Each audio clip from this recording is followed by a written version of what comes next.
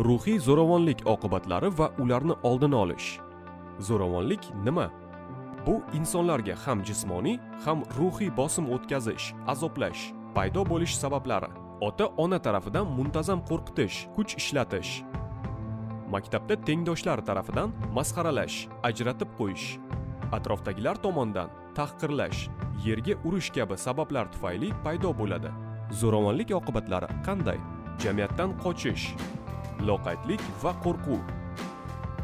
Maqsadsiz, sust harakat, o'z meniga ega bo'lmaslik, kim qayerga boshlasa ketaverish.